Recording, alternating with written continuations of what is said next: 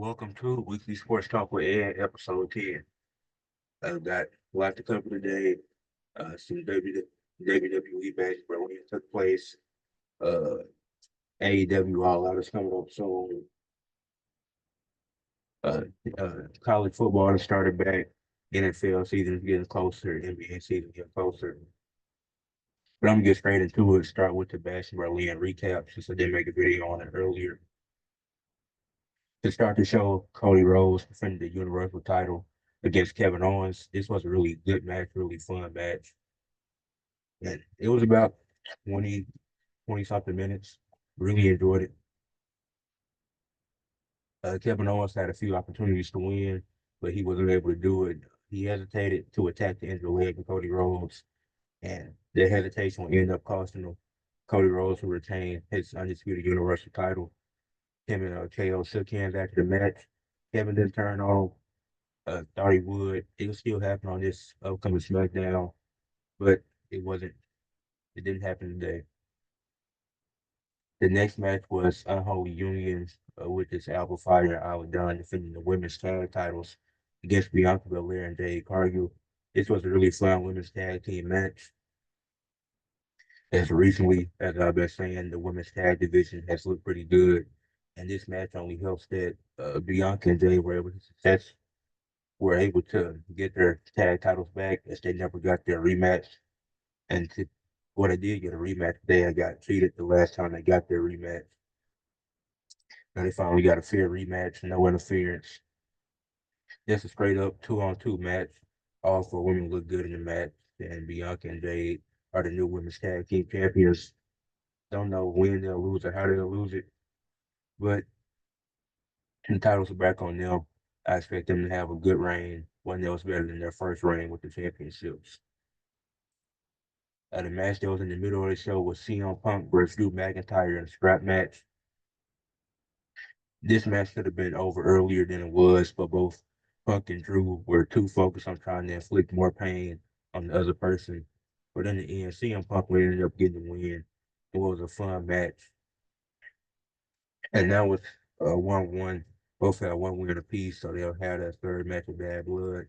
The match, don't know what it'll be. A lot of people expect a Hell in a Cell match. And now I don't know who wins this feud between Drew and Punk. Punk has the bracelet back now. But the feud has been fun. I feel like it's dragged. Some of it's dragged, especially with the bracelet stuff. But both of the matches they've had have been great, and the second match was only better. So when they had that third match, I expect that one to be uh, just as good as this one, if not better. Next was the Terror Twins against Liv and Dominic. But it was basically them against the whole Judgment Day because Finn Balor, David McDonough, Carlito, they all got involved. But it didn't matter for the Terror Twins, which is Rhea Ripley and Damian Priest. They ended up getting a win in what was essentially a 2-on-5. Uh, Priest pinned Dominic. So and then Rhea and Liv, Rhea will probably get her rematch as Dominic screwed her over at the last event. So she'll probably get her rematch at Bad Blood as well, especially after they won that match. And Priest, he's probably not done with the Judgment Day either. He'll probably be feuding with Finn Balor. And the main event was Gunther defending the World Heavyweight Championship against Randy Orton. This was a really great match. King of the Ring, Randy Orton lost, but his shoulders weren't actually down, and the ref didn't see it, so he was able to get his rematch despite being on a different brand. And then for Gunther's first opponent since becoming champion, this was a great title defense. It was a really good back and forth match. Seeing the announce table get used, the steps on the outside get utilized.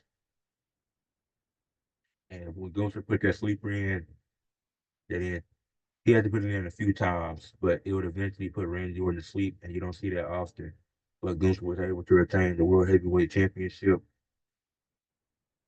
So I don't know what's next for Gunther. We'll find out on the Labor Day edition of Raw. But that's it for the Bash in Berlin recap. All the matches were great. Wasn't a single bad match. A lot of people complain about the 5 matches, quality over quantity, but I honestly like it. If it was 6 matches, that would have been fine too. But I see no problem with having 5 matches. as all the matches got quality time and all of the matches were good. And sticking with wrestling, that leads me into the topic of AEW All In and AEW All Out way too close together. As y'all know, All In just took place uh this past Sunday, and All Out is in 2 weeks. Well, from when I'm recording this, it's in 1 week now. So it's only a 2 week time frame for them to build up matches. And they essentially have to build up the majority of the card in one show as Jack Perry's getting a title match against Bryan Danielson for whatever reason. That doesn't really make sense to me. He's the TNT champion. There's no reason he should be getting a shot against Bryan Danielson. It shouldn't be Danielson's first opponent. But yeah, like I said, All Out is, I think I watched it last year. Is having having multiple pay-per-views, having one a month, that's great. Even have a two a month sometimes, but it has to be at least one. If you're gonna do two pay-per-views in 1 month, one should be at the very beginning and one should be at the very end. Because the fact they're 2 weeks of time, it means you're trying to just throwing matches together in a short amount of time. And that's where it's like, well, this isn't good storytelling. And I've been praising AEW lately because the storytelling has been good, but the way that they're building up All Out, the storytelling really isn't great for most of it. Pac is getting a title match against Will Ospreay for the American title, which he was supposed to get a shot at All In, but then he ended up with Claudio and Willa Yuta and won the trios titles because MJF and Ospreay had a rematch. So that's really confusing. So now you got one of your trios champions fighting for another title. So there goes the emphasis on the trios titles. And if you know Pac was on challenge for it, doesn't think it was a point at a Blackpool Combat Club and Pac winning the trios titles at All In, especially when they were a team that was thrown together and thrown into the match last minute. But yeah, All In, All Out, way too close. I don't have too much more to say on for AEW until I get to the end of the episode. But now I can move on into the WNBA. The race to the A seed is really competitive and really tight right now. Uh, there's four teams essentially fighting to get that A spot, and the A the current A seed in the WNBA is the Chicago Sky at 11-20, led by Angel Reese and Camila Cardoso, but they've lost 5 games in a row. So as you see, them losing these games is only allowing other teams to catch up to them. The Atlanta Dream, led by Alicia Gray, are 10-21. They've lost 4 in a row. If they could have won at least one of those 4 games that they lost, they could be tied with the Sky right now. And some of those games were winnable. And like the game they had against the Fever, they got they got down big and they tried to make a comeback, but you can't afford to get down big like that. Number 10 is the Dallas Wings at uh 9-22, but they've won 3 games in a row, led by Akira Ogwabala and Natasha Howard. And a few weeks ago, it was looking like Dallas they were going to be at the bottom of the WNBA fight for the first pick, but now they're only 2 games away from getting the playoff spot, and it's about 9 games left in the season. So they're very capable of it, especially looking at the teams they can beat over this last week. The Wings went 3-0 this past week. They beat they beat the Sparks 113-110. The Sparks they've been bad this season. They're the worst team in the WNBA. But then they proceeded to beat the Las Vegas Aces, led by Asia Wilson, who's potentially winning MVP. They beat them 93-90. Then they also beat the Minnesota Lynx 94-76. So 2 of the 3 teams they beat were playoff teams, and it's only 12 teams in the WNBA. So when you look at that number, that's very impressive for this 3 game win streak that they've been on. And especially to get an 18-point win over Minnesota, who's a playoff team. And if I'm not mistaken, Minnesota and the Aces have both secured playoff spots, and the Wings were able to beat them. And then though the 11 seed or 11 ranked team is the Mystics, who are 9-23. They're 3-1 in their last four games, led by Ariel Atkins. And we said they just lost their last game, but in their last four, they went 3-1, making a push as it gets close to the end of the season.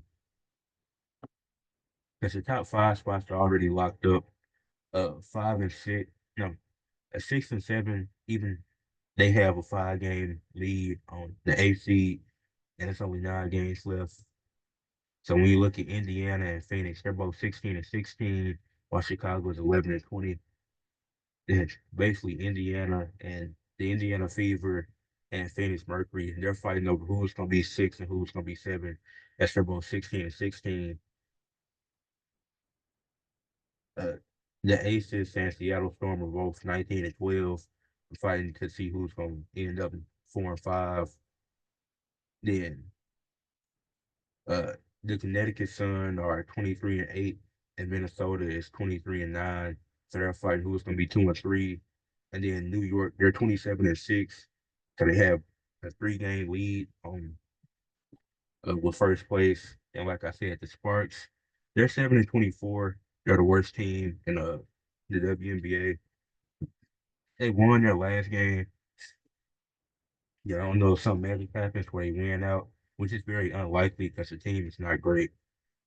But it's essentially you got the Chicago Sky, Atlanta Dream, Dallas Wings, and Washington Mystics, the 8 through 11 teams fighting for the 8th spot. If anything, then the only team that's really hot right now is Dallas. So Dallas might end up taking it, especially Atlanta's been struggling as they got into this position. They got some wins, and now they can lost 4 in a row. Then Chicago, they were right behind Indiana, but then they fell behind and Indiana took off. So the race to the playoffs, as it's this final stretch, has been really competitive. Uh, it's September 1st. Now it's about 18 days left in the WNBA season. So it's going to be really competitive these next 18, 19 days to see who makes the playoffs, who seeded where, and this and that. Then this is probably the biggest topic of the show, but it's one question I have about every NBA Eastern Conference team. I'm gonna do this next week with the Western Conference teams, but first I'm gonna start with the Celtics. I'm gonna start from the top to the bottom. So I look, it's not a no. The order is the standards from last year. So I'm gonna start with the Celtics. The Celtics don't really have any questions. The main question I have from them is, will Jason Tatum have the MVP year? We know Jason Tatum is great. He's one of the best two-way players in the league. He can score at a high level. He's a really good defender. He can do everything on the court. But will he be able to win MVP this year? Now, he's not my pick, but he can very well make a case, especially if they finish as the top seed again. He's averaging 26, 27 points. The thing that hinders him is having Jaylen Brown as a second option, who's kind of like a 1A, 1B to Tatum. But Tatum is clearly the best player on the team, and Jaylen Brown is a major number two, so they could definitely hold him back from winning MVP. The next team is the Knicks. How much? My question for them is how necessary is having a center? Because they had Mitchell Robinson, who was really good, but he's also really injury prone. So if he goes down, it becomes more necessary that you need a center. And you losing Isaiah Hartenstein. That was like the Knicks had a really good off season, but it was unfortunate they weren't able to keep Isaiah Hartenstein because he was really good when Mitchell Robinson went out. They just got to pray that he stays healthy. The Bucks, I had will age catch up to them. The Bucks are the oldest roster in basketball, led by Giannis, Dame, Brooke Lopez, Chris Middleton. All four of their top guys, they're old. They're all over 30, if I'm not mistaken.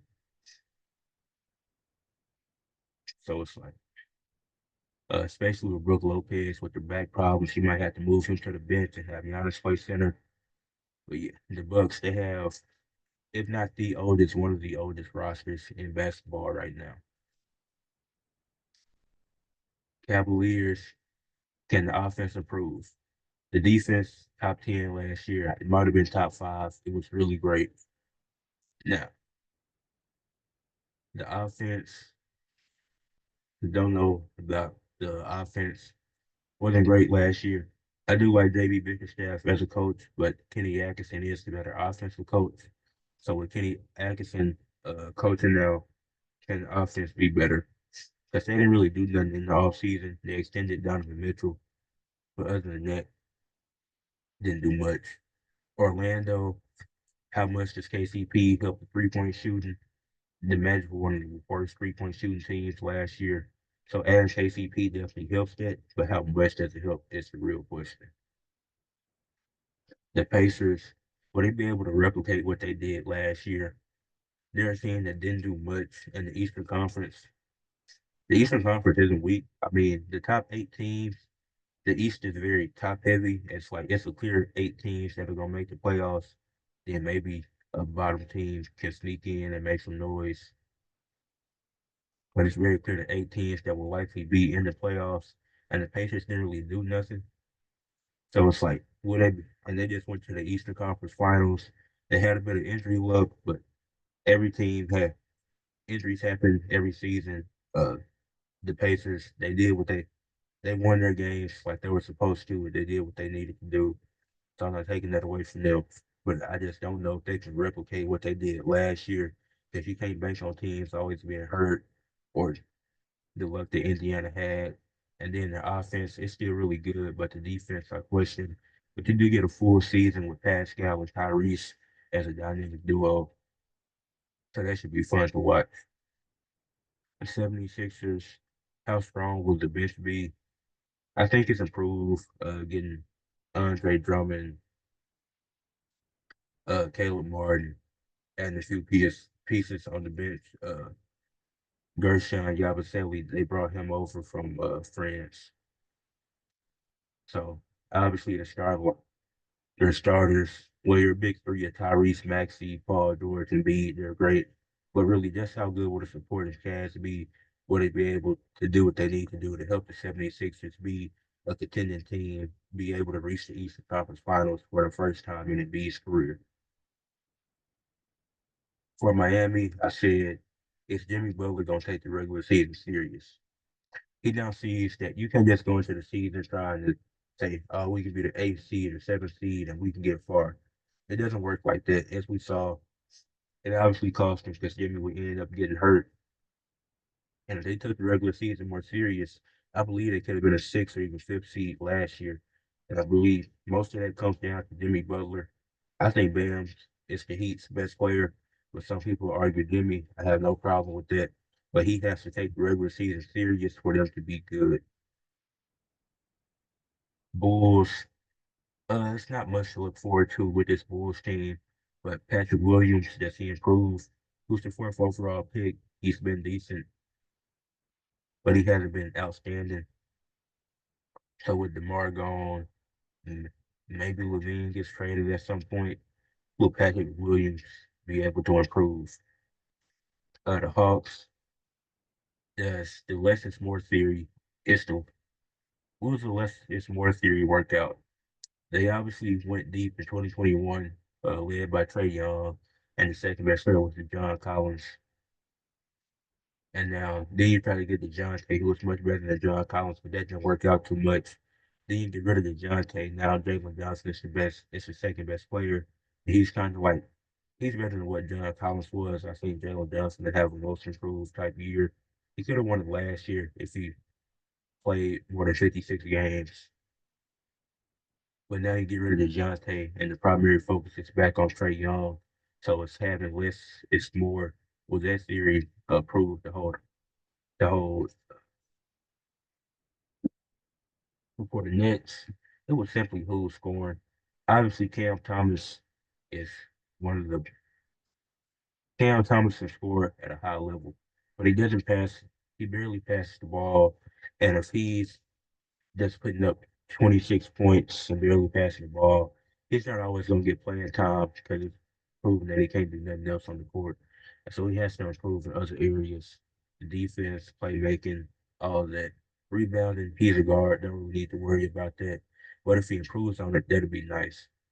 But that's not an area he needs to focus on. But yeah, who's scoring for the Nets other than Cam Thomas? The Raptors, are they a play-in team? I don't I don't think so, but you have RJ Barrett, Emmanuel Quickly, Scotty Barnes, and all three of those guys are capable of averaging 20 or more points next season.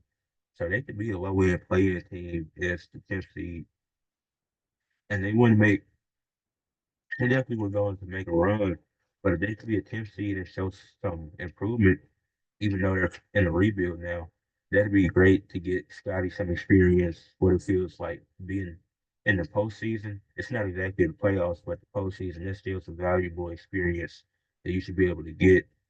RJ Barrett, he's obviously been in the playoffs before. The same with Quickly. For the Hornets, will LaMelo stay healthy? I really hope he does. LaMelo is a great young player. I hope he can stay healthy. Him and Brandon Miller can get some more runs together. And then the Hornets, they're another team you look at, like, if they can stay healthy, maybe they're the 10th team to get in. Because I think it's pretty clear who's 1 through 8, regardless of the order. Then 9, it comes down to, I think 9 comes down to the Hawks. Then it's a few teams flirting with the number 10 spot in the East. But I'll get to that in a few weeks when I do my predictions for the standings. For the Wizards, did they get worse than they were last year? I mean, you drafted Alex Sarr, who hasn't looked good, and I was, and I'm not calling him bust or anything. I'm just saying for what I saw, he didn't look good in summer league, and that can always change. Because summer league, it doesn't mean anything. But then I don't know what to expect from Jordan Poole. Don't know if you're keeping Kuzma. You probably aren't keeping Jonas Valanciunas. So I truly don't know how to feel about this Wizards team. And then the Pistons, how much does Tobias Harris help? Tobias Harris is solid. He's nothing special, but he definitely helps make this team better. They were at the bottom of the conference, so they can only go up from there. The Pistons are another team to look at. They potentially can make the play in, especially if Cade stays healthy. I think it comes down to Cade staying healthy and Tobias Harris providing the help that they needed. He can play defense. He can make some shots. He can definitely help the Detroit Pistons. The next topic, like I mentioned earlier, the college football season is kicked off. And y'all know this season, college football is moving to a 12-team playoff format, which I still don't know how to feel about that.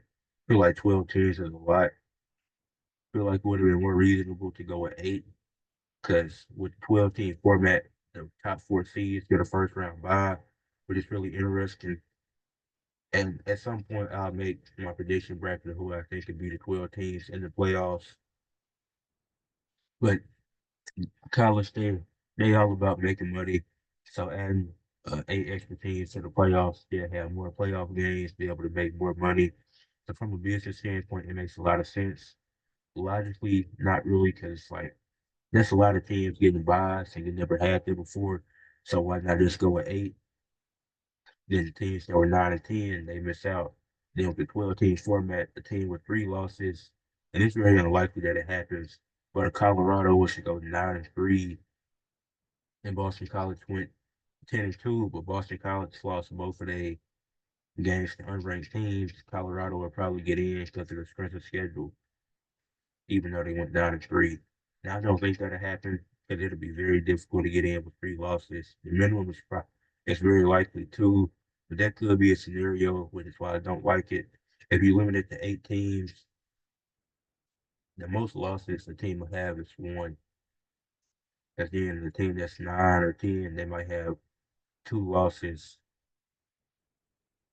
Then those teams they get left out. But that's how I feel about that. Then one of the on Saturday, Georgia, number one Georgia dominated 14 Clemson. Uh, Dabo Swinney, the coach of Clemson, he doesn't utilize the transfer portal. He goes in there sometimes, but he doesn't focus on it. He doesn't utilize it. The offense still doesn't look. Offense didn't look too good in that game. They were able to get a field goal. They lost 34-3. I just don't think Cade Klubnik is a good quarterback. The receivers, they don't have many deep threats. They didn't have guys creating separation. And once again, it's Georgia, but still, it was a bad outing. The defense looked good in the first half, but they were exhausted because the offense was doing nothing. So Georgia was just pouring down points and will win 34-3. The Iowa offense put up 40 points. They played Illinois State. It was 6-0 at halftime. You know, Iowa is still basically the Steelers of college football. Then in the second half, they scored 34 points and won 40-0. So I was wrong about that. Iowa, they wanted. It looks like Iowa's offense may have improved. Now, Illinois State is unranked. So once they play some ranked opponents, we'll truly see what they're made of. But that's still impressive for an offense that was very bad last year. The defense is still good, just like last year before offense that was bad last year for a top 25 team. It definitely seems as if they've improved. Then Alabama, Ole Miss, Texas, and Arkansas all won their games by 50 or more points, which in all were shutouts. I went to the Arkansas game. They played UAPB. Arkansas won 70-0, 70-0 shutout. Ole Miss, they won their game 76-0 against somebody. Uh, Texas, they won 52-0. I forgot who they played. And Alabama, they won. I think it was 63-0. Oh yeah, Ole Miss beat Fordham 76-0. Alabama beat Western Kentucky University 63-0. And Texas beat Colorado State 52-0. Yeah, so all four of those teams won games by 50 or more points, and which were all shutouts. There might have been a few more that I didn't get down. But yeah, those all impressive wins in dominating fashion for all four of those teams. Week one of the NFL season is coming up. So I'm gonna do a preview. And when I'm doing the preview, I picked out a few games and a few storylines I'm most looking forward to. So I'm not doing predictions or nothing, but some of the games to I'm looking forward to is the Thursday night game of the Ravens and Chiefs, the AFC Championship rematch, Lamar Jackson versus Patrick Mahomes. This should be a great one. This is going to be a great way to start the NFL season. I expect this to be a really great game. Friday night, the Packers and Eagles fly to Brazil to play. The first time the NFL game is being played in Brazil. The Packers coming off of Jordan Love's high season last year. The Eagles added Saquon Barkley and Jahan Dotson to the mix. This should be a really fun and competitive game. Uh, the Sunday night game featuring the Rams and Lions, two of the best offenses in the league. Also, another playoff rematch, which the Lions won last year. So the Rams obviously gonna be looking for revenge in this game. This is gonna be a high scoring affair. I can definitely see that. Then Monday night, the 49ers and Jets play Aaron Rodgers in the first game of last year against the Bills. Only played 4 snaps before tearing his Achilles. This time, getting a chance to start fresh with the Jets. He should he should be healthy. The Jets and 49ers extended Brandon Ayuk. Uh, this game, no, this is gonna be a really good defensive game. Expecting Rodgers to be decent. I'm expecting to be amazing in his first game this year. I think he'd have a good season, but I think this game he'd just be decent, getting back into the flow of things. Caleb Williams makes his debut against the Tennessee Titans. I think the Bears should win that game. The Titans definitely worse than what they were last season, and the Bears definitely improved. This is going to be Caleb Williams' official NFL debut, which I know everybody is excited for that. The Steelers and Falcons play week 1, and usually this game would be something to look forward to. But Russell Wilson with his new team, with his new home in Pittsburgh, and Kirk Cousins with his new team at Atlanta. So both of those guys are making their debuts. So I know debuts in new cities, and I know neither one of them want to lose.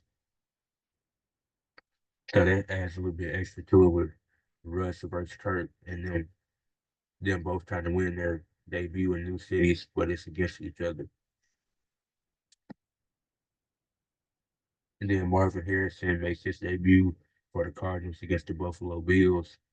I, I hope that's a good game. Obviously, Josh Allen lost one of his best weapons in Stephon Diggs. Ready to see how he adjusts, how the Bills adjust. And then Kyler Murray, he gets some help at the receiver position. He gets a guy like Marvin Harrison to throw to, who I think can have a really good rookie year. Then for my athletes of the week, for AEW, I went with Brian Danielson. He beat Swerve for the AEW World Championship.